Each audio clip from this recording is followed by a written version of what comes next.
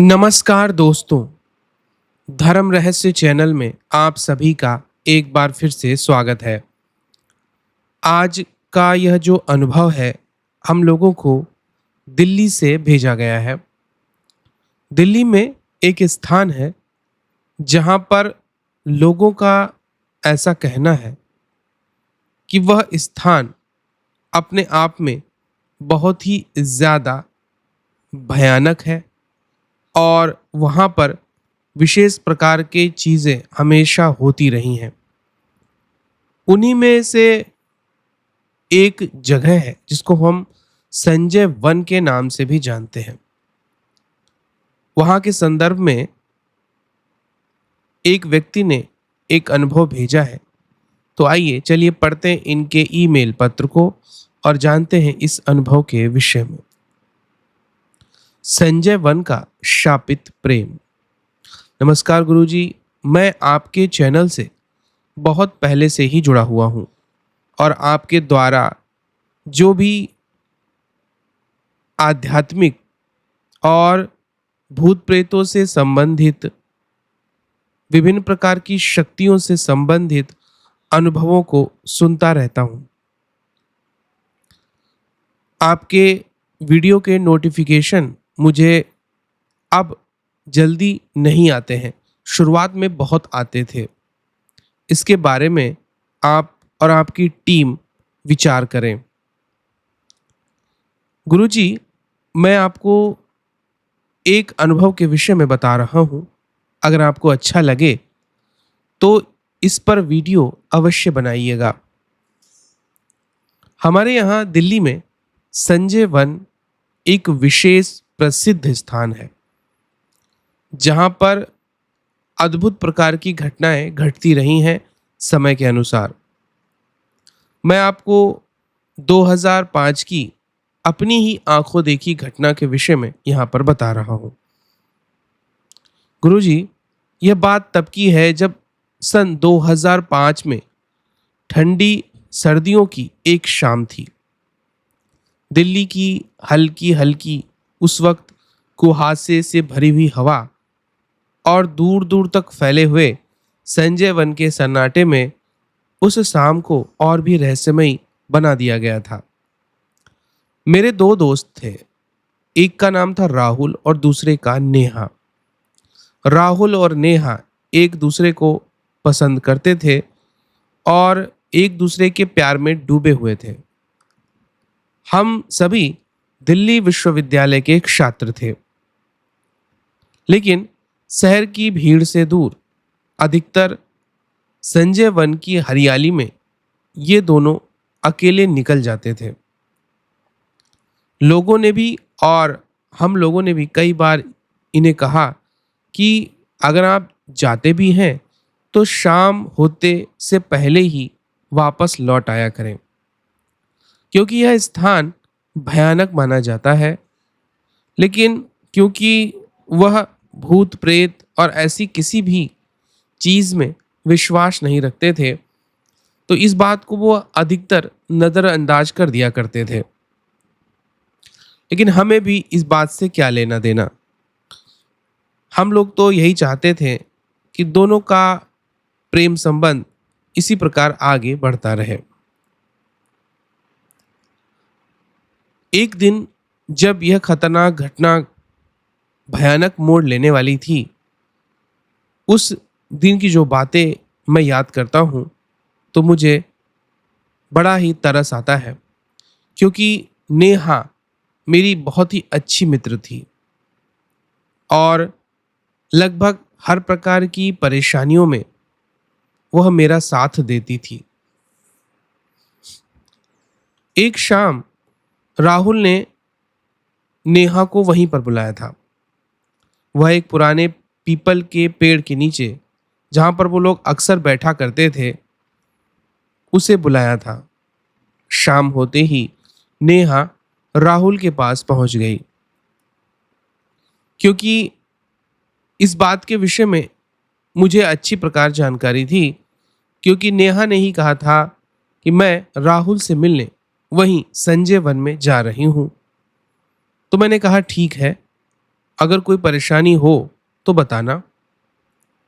उसने कहा, ऐसा कुछ भी नहीं है। और फिर मैंने राहुल को भी फ़ोन किया। राहुल ने कहा, मैं नेहा को मिलने के लिए बुला रहा हूँ, कुछ बात सीरियस भी है। लेकिन मैं जान चुका था कि बात कुछ भी सीरियस नहीं, बल्कि वह खास दिन था और वह नेहा का जन्मदिन भी था।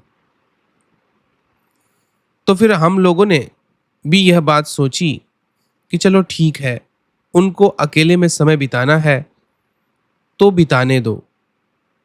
पर मैंने राहुल से कहा, भले ही तुम अकेले में उसके साथ समय बिता लो, लेकिन वापस आकर पार्टी तो तुम्हें देनी ही पड़ेगी। नेहा से भी मैंने यही कहा था। तो नेहा भी मान गई और कहा, मैं जल्दी ही वापस आती हूँ और हम लोग एक साथ किसी होटल में शाम बिताएंगे। और इस प्रकार वह चली गई। लेकिन वह दिन ही कुछ अलग था। जैसे ही सूरज ढला, हवा में अजीब सी ठंडक और भारीपन महसूस होने लगा था। उन दोनों को ऐसा वहां उस दिन महसूस हो रहा था। दोनों पेड़ के नीचे बैठे हुए थे। तभी अचानक से दूर से किसी के रोने की आवाज उन्हें सुनाई देती है। वह आवाज ऐसी थी जैसे कि कोई स्त्री कराह रही हो, यानी कि वह दर्द से बिलख रही हो। नेहा ने कहा राहुल से, क्या सुनो, तुम्हें कोई आवाज आ रही है? तब राहुल ने कहा, हाँ, मुझे किसी स्त्री के कराहने जैसी आवाज सुनाई दे रही है। सूरज भी ढल रहा था और ठंडक भी बढ़ रही थी। तो नेहा ने कहा कि अब हमको यहाँ से चलना चाहिए, क्योंकि मुझे यह जगह कुछ ठीक नहीं लग रही है। राहुल भी हंस पड़ा। उसने कहा, चलो ठीक है, मैं चलूंगा। मैं समझ सकता हूं तुम डरपोक हो। पर नेहा ने कहा, ऐसा नहीं है, मैं किसी से नहीं डरती। कि तभी नेहा को ऐसा लगा जैसे कोई उसके कंधे पर हाथ रख रहा हो, जबकि राहुल तो उसके ठीक सामने ही बैठा हुआ है। नेहा एकदम से घबरा गई। उसने राहुल को कस के गले लगा लिया और कहा, मुझे सच में यहां डर लग रहा है। ऐसा लगा जैसे किसी ने मुझे छुआ है। राहुल हंस पड़ा, मेरी बातों से तुम्हें लगता है डर हो गया है। लेकिन नेहा ने गले लगते हुए राहुल के जो पीछे राहुल के देखा, अब नेहा के लिए और भी ज्यादा वह डरावना था। पीपल के पेड़ के पास ही खड़ी हुई सफेद साड़ी में लिपटी हुई एक स्त्री थी, जो नेहा को लगातार एकटक देखे जा रही थी। नेहा ने उसकी आंखों से खून बहते देखा और जब उसने उसके पैरों की तरफ देखा तो उसके पैर जमीन से थोड़ा ऊपर थे। नेहा चिल्लाई जोर से। राहुल को उसने कहा, पीछे देखो, वहां पर कोई चुड़ैल है। राहुल ने पलट कर देखा और फिर राहुल जोर से हंसने लगा। तुम मुझे नहीं डरा सकती हो, मैं तुम्हें डरा सकता हूं। आखिर मैं लड़का हूं, तुम लड़कियां बेमतलब बहुत ज्यादा डरती हो। राहुल ने उस बात को नजरअंदाज कर दिया था, लेकिन वह यह बात भूल गया कि यह स्थिति बहुत ज्यादा खतरनाक होने वाली थी। नेहा ने कहा, नहीं, वो देखो, वह सफेद साड़ी में खड़ी स्त्री मेरी तरफ ही आ रही है। राहुल ने कहा, तुम मुझे फिर से मूर्ख बना रही हो, पर मैं तुम्हारी बातों से नहीं डरने वाला।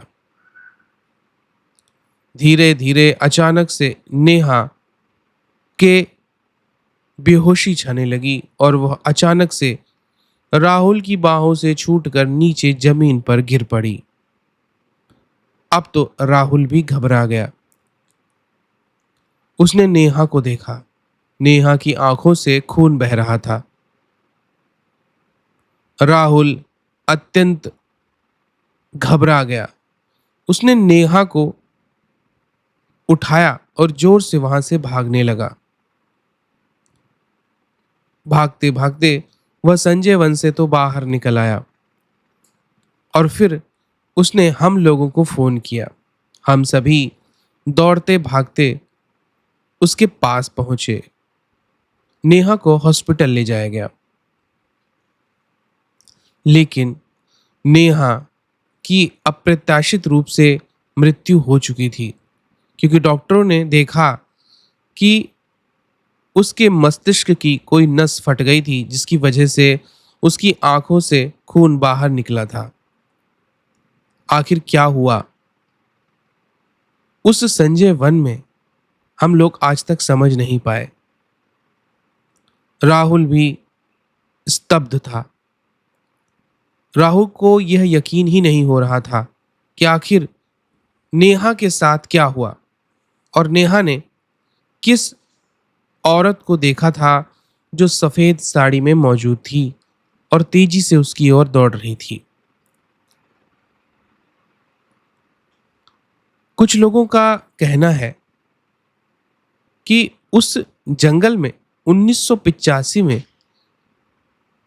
एक प्रेमी जोड़ा आत्महत्या कर चुका था, जिसमें लड़की के घर वालों ने रिश्ता मानने से इनकार कर दिया था, जिसके बाद से उस लड़की की आत्मा अभी भी सफेद साड़ी पहनकर वहीं भटक रही थी।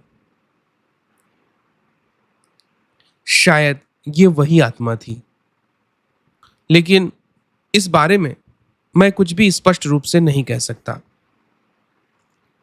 लेकिन जो हुआ वह सच में अप्रत्याशित था। आखिर कैसे उस दिन नेहा की मौत हो गई।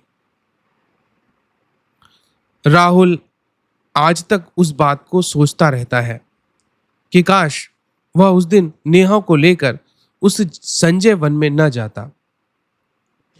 गुरुजी, आज भी लोग कहते हैं कि वहां आज भी रात के समय एक लड़की को सफेद साड़ी में घूमते हुए देखा जाता है।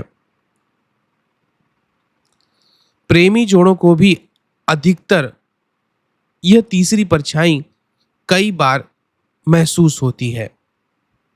कई लोगों के मोबाइल वहां जाकर के अचानक बंद हो जाते हैं, और इसके अलावा जब भी आप चलते हो तो ऐसा लगता है कि पीछे से कोई चल रहा है और आपको कोई घूर रहा है। जब आप पीछे मुड़कर देखते हो तो कुछ भी नहीं होता है। गुरुजी, यह एक सच्ची घटना है जो 2005 में संजय वन में घटित हुई थी, मेरे ही दोनों मित्रों के साथ में। अगर गुरुजी यह वीडियो आपको कहानी के रूप में बनाना हो तो अवश्य बनाइएगा, ताकि यह घटना भी मेरी स्मृति में और मेरे दोस्तों की स्मृति में सदैव बनी रहे। आपका विशेष रूप से धन्यवाद। तो देखिए, यहां पर इन्होंने राहुल और नेहा नाम के एक प्रेमी युगल की 2005 की एक सच्ची घटना के विषय में बताया है। आशा करता हूं कि यह वीडियो आपको पसंद आया होगा, और ऐसे ही खतरनाक अनुभवों के लिए आप मुझे ईमेल कर सकते हैं अनुभव के साथ में। अगर कहानी अच्छी लगती है तो अवश्य ही उसे प्रकाशित किया जाएगा। आप सभी का दिन मंगलमय हो। जय मां पराशक्ति।